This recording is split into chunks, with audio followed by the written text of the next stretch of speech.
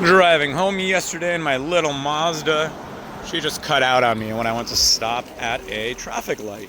And she wouldn't want to turn on. There was no electrical, no signal, which made me think somewhere my negative had been interrupted. So I got under my hood, I started unscrewing things. God, that looks disgusting. Trying her one more time, and then gonna go get her some new parts, probably new battery terminals. Okay, that's already not a good sign. It'll take a lot of electricity to start a car. Huh. The light for the door is on. Interesting, but very suspicious. So, firstly, just want to pop my battery out, and we're going to clean off our terminals. I'm using whatever tool I have, a nice wire brush. I'm going to just take and scrape it around. I want to get all the gunk off, and I want to see some actual clean metal, like that. Now I'm going to go over both terminals. I think the actual problem is with the negative, not the positive, but the positive just definitely looks more gunky.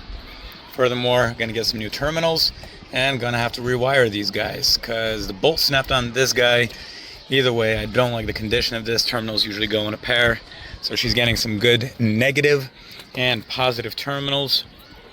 All right, now we have all the materials we need to change our terminals. We got new terminals, that'll be $10. Also got that electric grease protector. I'm gonna do anything I can for this battery to keep it alive and well. And also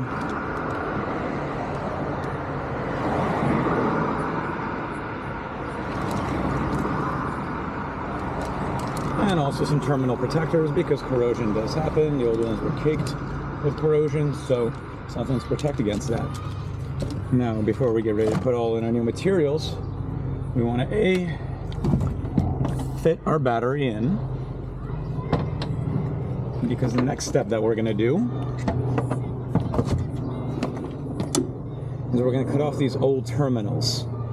Not only is the terminal itself shattered and useless, but the wires going into it, we can see, are also all green and corroded. So I'm just going to cut off the bare minimum I need, strip back what I have, and then start to install our new ones. All right, so if I take a look, I'm going to want to take off the head of it, and I do have a little extra length, so amen. Otherwise I would need to get a longer cable. Just want to check that before you start cutting. Out with the old. Now we're going to want to open this up.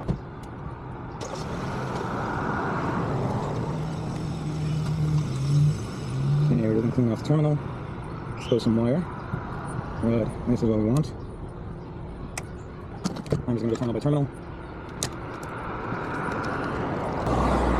Alright, now we just want to take, for these terminals, 12 meter, got them going, not that they're really in there too tight.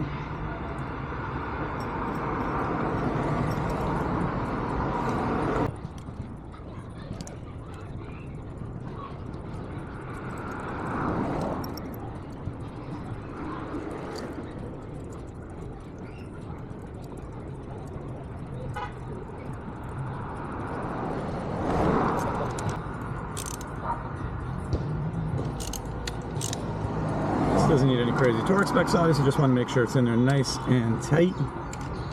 Cars vibrate, they bounce, speed bumps, potholes.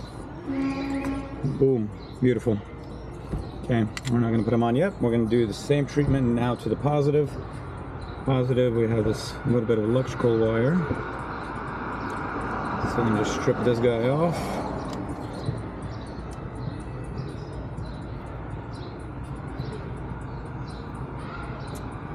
I'm debating whether or not to just keep the terminal and clean it. No, we have a new one. Let's just put the new one on.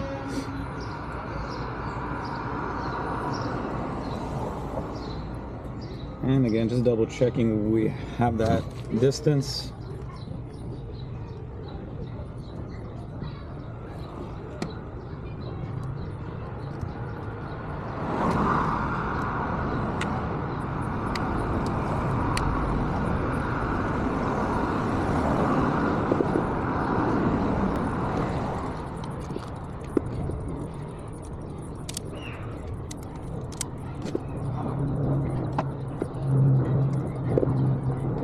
little bit more there. Again, if you don't have this tool, you just do all this with a knife. You just need to be a little bit more meticulous where you're cutting. There we go. And then actually have to use a knife after all.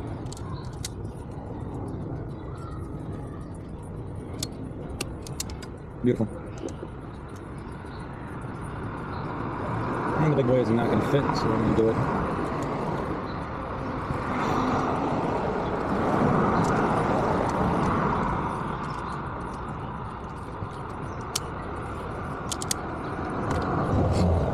Okay, it's generally going to come in here. A little pressure.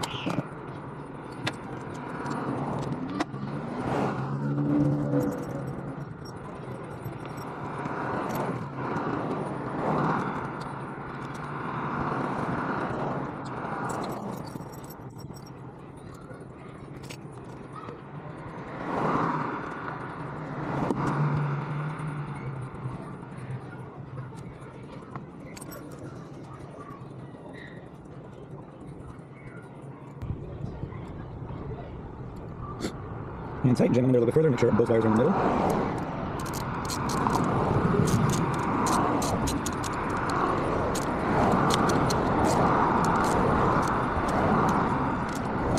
Boom. It's a little overkill, but just being that things rust fast on the Northeast and the Rust Belt. And I also want to just give it a little bit.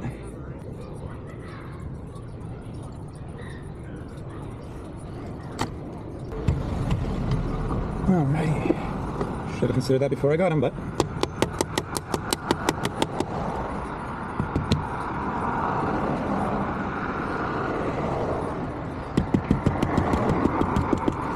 well, I should have probably seen that coming.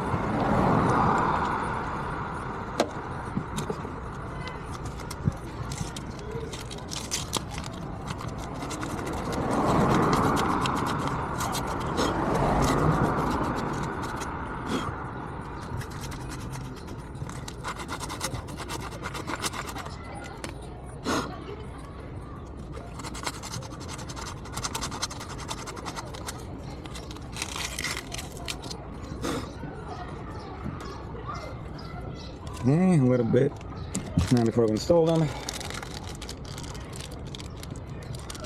I'm going to put on our protectors. Like that.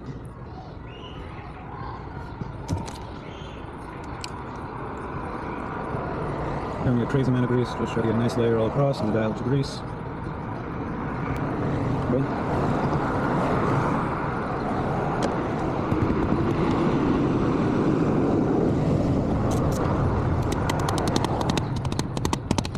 Okay.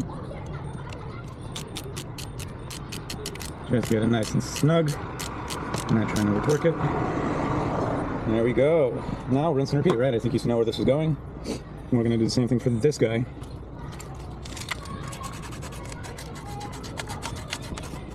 Just want to make sure this guy is clean as can be. Same treatment. Put in a protector.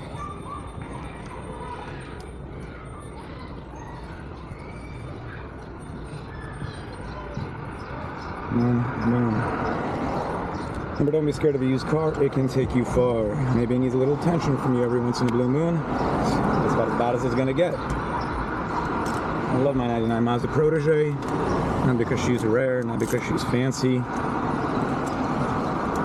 but because she's reliable. And little things like this will keep her reliable.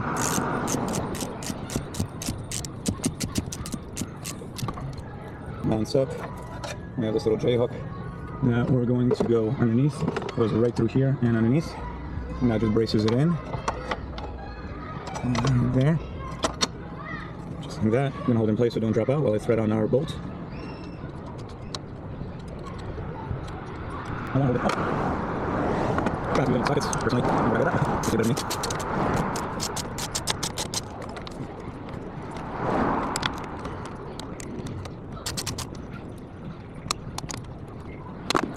Another one of my special abilities, dropping tools.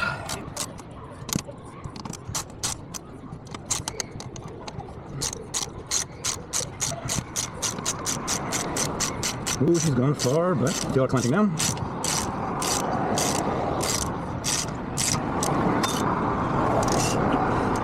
Yeah, it helps if I actually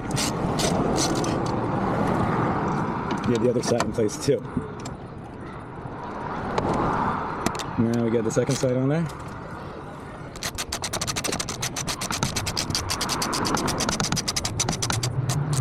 Boom. Batteries in solid, terminals are on. Now there's only one thing left.